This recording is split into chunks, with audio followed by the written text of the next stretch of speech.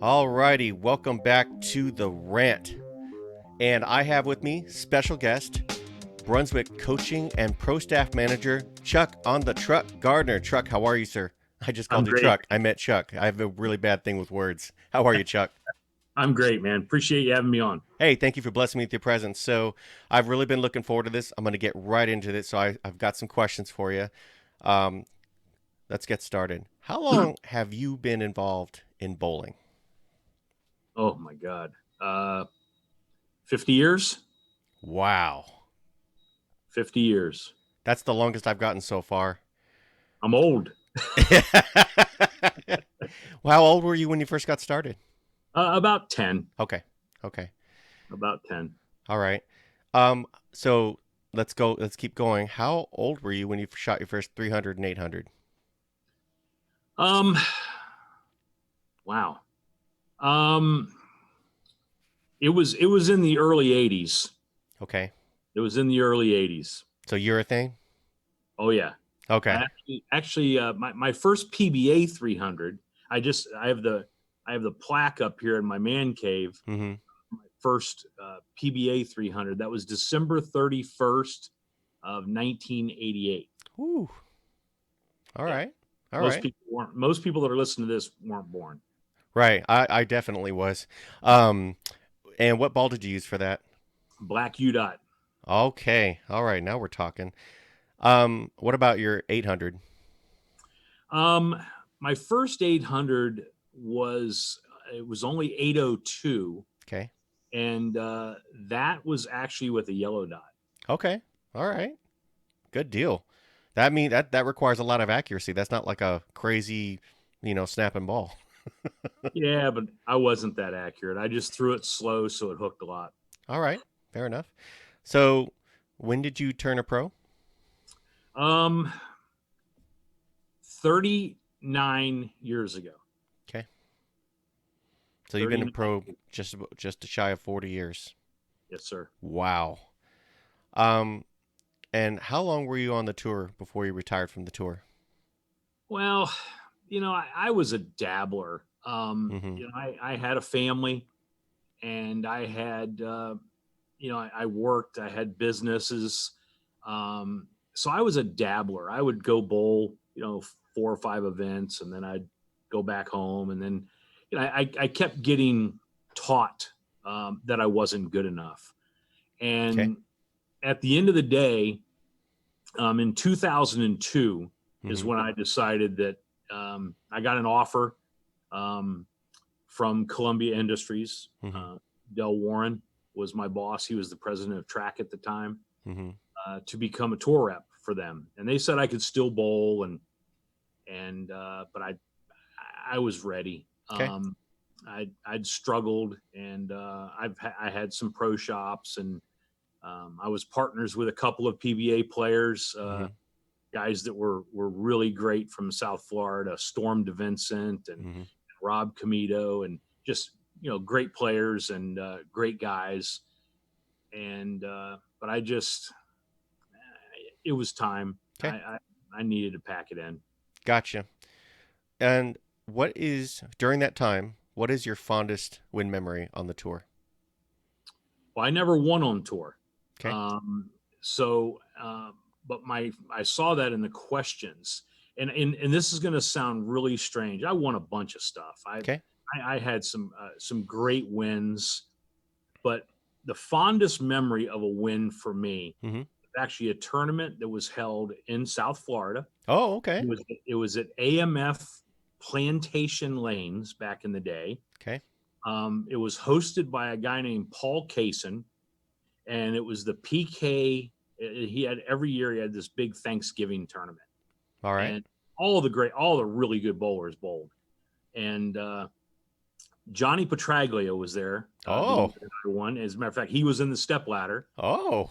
A guy named Dennis Seropoulos, who is a legend Mm-hmm. in South Florida, was in the step ladder. I made the step ladder in fifth, and I climbed the ladder and won it. It didn't pay a ton of money. I don't even remember what it paid, but it was like it was kind of South Florida's Murderer's Row, Sure. going up that step ladder. And Johnny happened to be there because he was down there visiting some family. He had some family down in Sunrise, and so it was fun. It was fun, and I think Del Warren was on that step ladder too. So it was So you bowled it the was who's who and you earned it. yeah, it was fun. It was a Okay. lot of fun. Fantastic. Um, what is your all-time favorite bowling ball? Whoa. Um, And I know you've got a lot because you've got that collection that everybody ever hears about from time to time. Yeah, as a matter of fact, I turned my camera around different because I've been on so many shows in the last 2 weeks that Hmm. everybody got tired of seeing all those bowling balls behind me. So I flipped it around and I've got some of my race stuff behind me here. And Oh yeah, we're gonna talk about that later. I want to hear but all about it. we I would say it's kind and people will find this interesting Okay. because they're not that old. Okay. They would think that because I'm so old that I would really like really old bowling balls. I would say it's a toss up between the Time Zone Okay. was an unbelievable bowling ball, and I don't think it ever got its justice for what it was, how great that bowling ball was, Okay. and the Versamax. Versa Max. Oh Oh, yeah. love that ball. That's a Jason Sterner special. Oh yeah. Oh yeah. Flash loved that ball. I mean, everybody. Everybody All loved the that ball. guys, all the guys that bowled on tour love that ball. So Yeah, and it was a very versatile ball. What now? I'll follow up. What's your favorite in the Brunswick catalog now? oh, probably the Prism Hybrid. Yeah. Prism Hybrid is just the daddy. It's special. It does the right thing. Hmm. I actually like all three of the prisms. The warp is awfully good too, and but my gosh, now with 7 brands, we have so many good bowling balls right now, and it's Right. And I saw the USBC approved list. There were two more that were approved. oh yeah, yeah. There's a few hanging around that we kind of had to put the brakes on because of Sure. this crazy virus. Yep. No worries. Okay. Now I'll switch gears here because this is a really good one. Now you're obviously coaching, working with the national staff. How does it feel to work with some of the most influential professional bowlers in the world? Guys like Petraglia, Parker Bone, Walter Ray, Amaletto, Bob and Jr. I mean, how does that feel? It's great, and it's kind of a dream come true, to be honest. And I think that the greatest part of it for me is just having a front row seat to so many great events, so many great things that have happened over my career. I've been out there. Del Ballard, is Hmm. not really on tour that much anymore. But so currently, right now, I've been out there longer than anybody, Hmm. and I probably have logged more events than anybody as a rep. Okay. Um, so I've got to see a lot of neat things, and Hmm. I'm still a fan. Sure. Um, I'm still a bowling fan, and I'm a huge fan of history. I Okay. mean, I love big events. I didn't leave the U.S. Open. I didn't leave the building uh, after Perry lost. I stayed. I wanted to watch Jason Hmm. uh, win that U.S. Open title if he won it. I wanted to be there. Sure. It was important. Absolutely. So I'm a history guy, and Okay. and I think it's neat to be part of so many historic events. You've been there for some of the most important and iconic bowling moments of all time. Oh, absolutely. I was there for Johnny's winning his sixth decade. Hmm. Like, think about that for a minute. Like Sure. that, and he had to strike. It Hmm. was unbelievable. And Johnny went through his normal process, and in big moments, Johnny's favorite thing to say. And even when we had the team event, when the teams used to be branded, Hmm. we had the Brunswick team. It was a lot of fun to have Johnny on that team, and Carolyn, and it Hmm. was Brad Angelo. It was great. It was a lot of fun. And Johnny is still to this day no ego, Mm-hmm. doesn't care where you put him. When I was managing that team, he was like, Chuck, I don't care where you put me. You put me first, second, third, fourth, fifth, I don't care. It's one shot. Sure. I guarantee you this. I'm going to hit the pocket. It's just a matter of whether the 7-pin goes or not. Sure. I'm going to hit the pocket. I will will it into the pocket. I don't care how hard they are. And in the thing that he thinks about when he gets on the approach, and I've told this to people a million times, and a lot of people still don't believe it. He gets up and he visualizes the shot. I've already struck. Now all I have to do is let the ball go so everybody behind me can see that it struck. Very interesting. Really interesting. Really interesting. Confidence and believing in yourself. Yep. Yep. Phenomenal. Yeah, cool. It's been a lot of fun. Now, I'll follow up with, have you ever been starstruck with any PBA player? No, because I kind of grew up around them. Okay. It was like I've probably only been starstruck once in my life. Mm-hmm. And it was when I met Michael Jordan, and he came to get his bowling ball drilled before the Michael Jordan golf and bowling event. And Wow. it was I was a little starstruck then. I felt this kind of weird feeling, Mm-hmm. and I felt actually a pinch uncomfortable. Wow. But it went away quick because Sure. he was so humble, and he was so nice, and he was so accommodating. But he just came right over, and I fit his hand real quick, and Mm-hmm. it was fun. It was fun to meet him, but that's probably the only time I've really felt any kind of a Sure. starstruck kind of feeling, I think. Okay. All right. I'm going to go back to my notes. Okay. So let's switch gears. I don't know the story, but I know the name Chuck on the Truck. Where did it come from? It actually came from our social media guy, Nick Smith. Okay. I did not know that. Yeah, it was Nick Smith's brainchild, Okay. and we were working on the truck. This was quite a few years ago, Okay. and we were out loading the truck in Vegas. I remember it was in Vegas. Mm-hmm. I don't remember what year. It was obviously probably the World Series. Okay. And we're loading the truck, and he shot a little video of me loading the truck, and a couple of the players were helping, and here we are with Chuck on the truck, and it just kind of became his thing. And he actually started a Facebook page for it. I don't post a ton in there, Okay. but he's on me all the time about it, to post more in there, and we have a decent following. I don't know how many followers or likes and stuff we have. I don't pay that much attention to it. But, Sure. But it's fun. I actually have it on my jerseys on the side of my sleeve. It just says Chuck on the Truck, and I don't know. It's a little hokey, Mm-hmm. but I respect it that Nick came up with it, and it was his brainchild, and so I kind of I go along with it. And Nick is a marketing genius. He's done a lot to get branding out there, and I think he's done a fantastic job with that. Oh, I do too. Listen, there's some amazing social media people in this industry, and I think they do a great job. And it's really been fun since we added the other 4 brands Mm-hmm. to get to spend more time with Mike Flanagan. Mm-hmm. And I was on his show with him and Farber a couple days ago, and got to spend more time with Flanagan. He is a super creative guy. Wow, it's neat.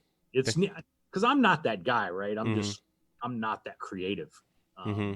So I'm impressed by people that have creativity, and that's one of the things that this is going to sound terrible, that I've kind of enjoyed about this lockdown, Mm-hmm. is to see some of the things on Facebook and some of the creativity that people have. Sure. It's amazing. Like, I go, wow, what made you think to do that? That's just neat. And but I have a huge amount of respect for creative people. Okay. Fantastic. So let's talk about you for a second. When did you first get involved with Brunswick? I got involved with Brunswick when Ebonite International bought Columbia and Track. Okay. So about 13 years ago. Okay. About 13 years ago. And because I was still working for Track, Columbia Track at the time. Okay. And the experience of them buying Columbia was not a great one for me. Mm-hmm. So I made a decision that I was not going to be part of that. Sure.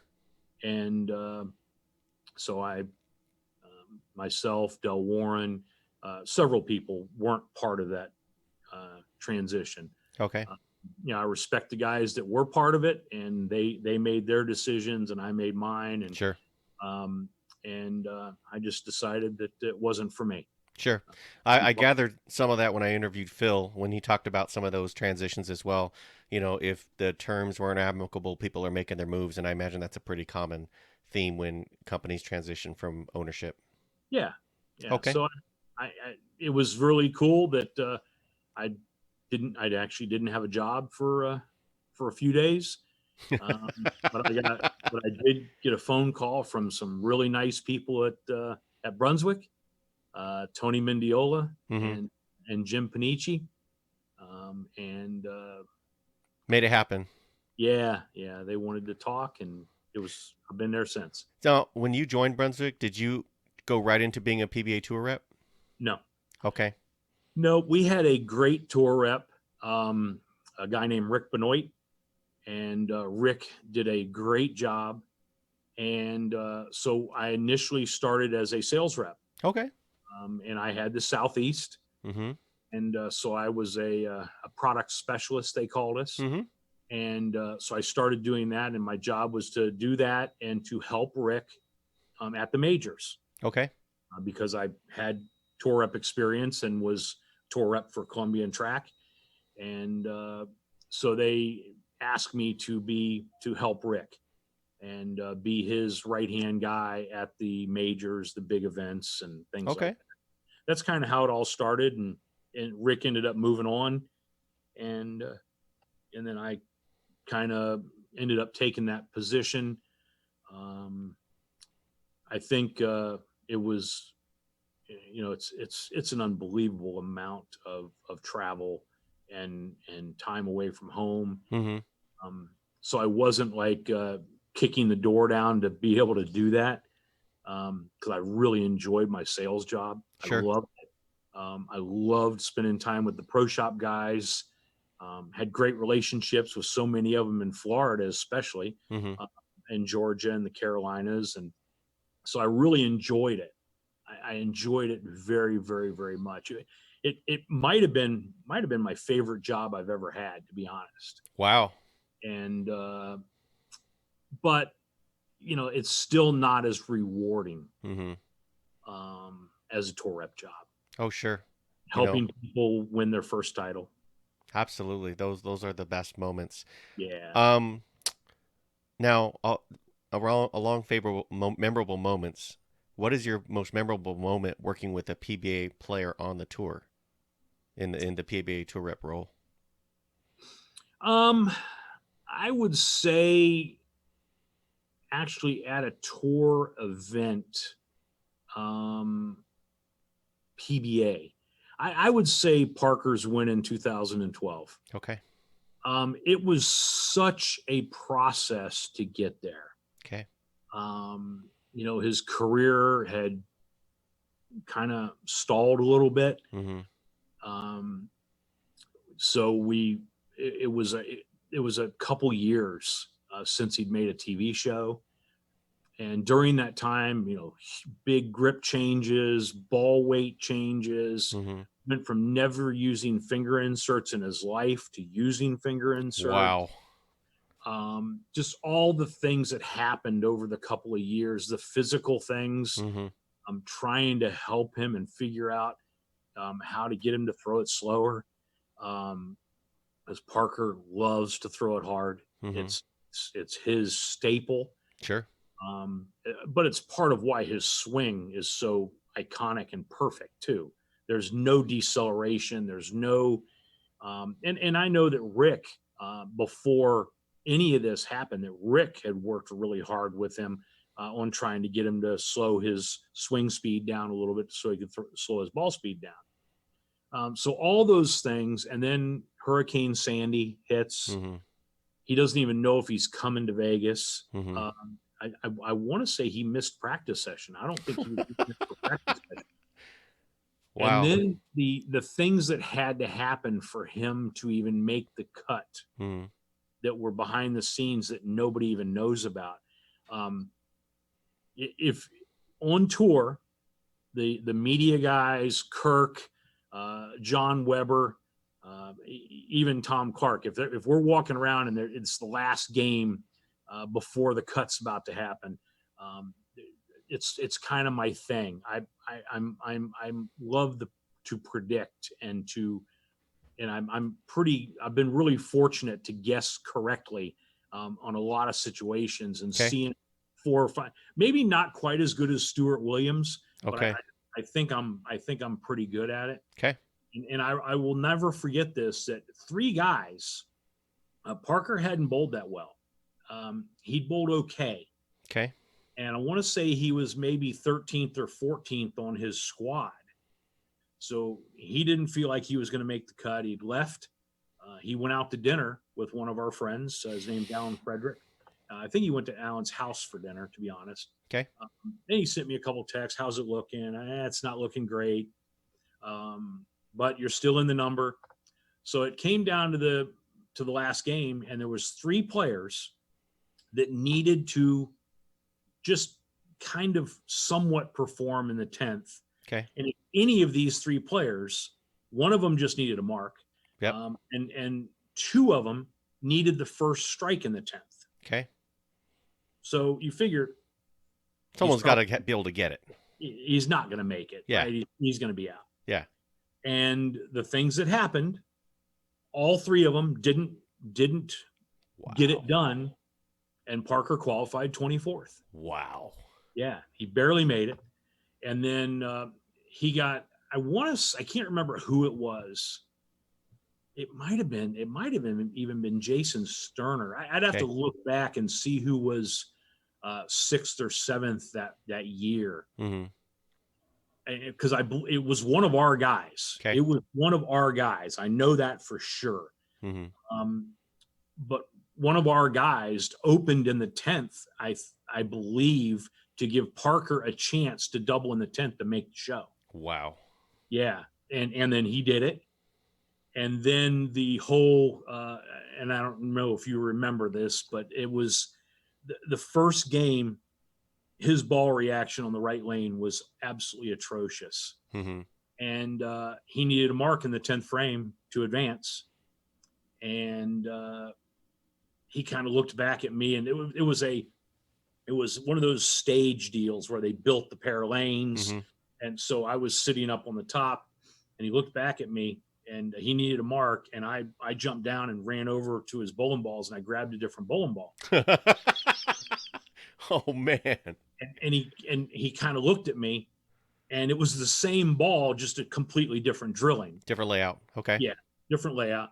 And I'm my mind is going like a million miles a minute. Sure. Like, okay, he needs a mark. He's been around the pocket pretty much the whole time.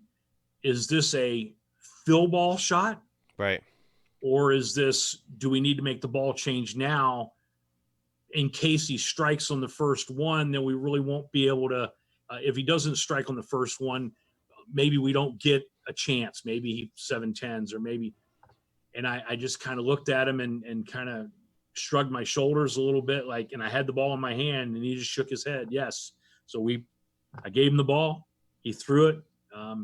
And he struck with the first shot with it and advanced. And Randy, we were mic'd. We were mic'd up to the booth, and Randy chimed in and said, "Hey man, was that really a ball change when he needed a mark in the 10th?" I go, "Yeah, it was." And wow. And he goes, "Really?" He goes, what made you do that? What gave you what made you think to do that or something? I go, I said, here's the reality. It's the same ball, same cover, similar surface texture. It's just a completely different layout. And I have Parker Bone the third throwing it. Absolutely. Right. So you know he's going to ace it. You know he's going to throw it good. And Just need to make sure he doesn't. Just not sure if it'll carry. right. Yep. Yeah. So Okay. there wasn't really any. I wasn't afraid of the moment at all for him, and that's one of the reasons why when people ask me all the time, and I don't know if it's on your list of questions or not, but who is the easiest or the best I've ever worked with in my entire career, and there's no question it's Hands Parker. down, Parker. Hands down. Okay. That's phenomenal. Wow, that is amazing.